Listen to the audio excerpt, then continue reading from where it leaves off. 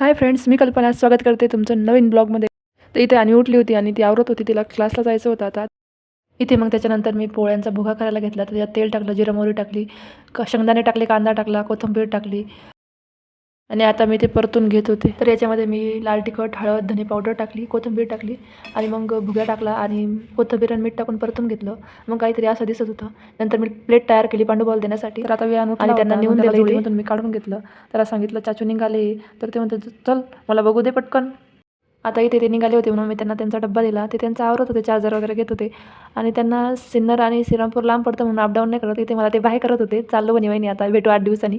वियान त्यांना इथे बाय करत होता. आता ते गेल्यानंतर वियान चालला होता क्लासला, कारण की त्याची दीदी क्लासला गेली होती. ती अन्वी आली होती आणि जेवायला बसली होती, कारण की तिला शाळेत जायला उशीर होतो आणि दूधवाले भाऊ आले होते, मग दूध देत होते ते. आता इथे कचऱ्याची गाडीसुद्धा आली होती आणि टिफिनसुद्धा पॅक करायचा होता. एवढी घाई होऊन जाते शाळेची. आता तिचं आवरून दिलं, निघाले होते शाळेत जाण्यासाठी खाली.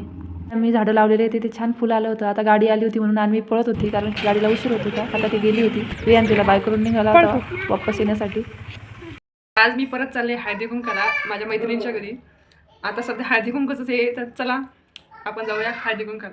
मी म्हटलं होतं की मी चालले हळदी कुंकाला, पण मी तिथे काही शूटच केलं नाही, कारण त्यांच्या घरी त्यांचे सासू सासरे आले मी होते. अशीच मशीनवर बसणार आहे, कारण की आता चेंज वगैरे काही करत नाही, कारण की उशीर होतोय भरपूर. आता अशीच थोड्या वेळ काम करते. एखादं तरी ब्लाऊज झालं पाहिजे. 7 वाजेपर्यंत एक ब्लाऊज येऊन जाईन. आता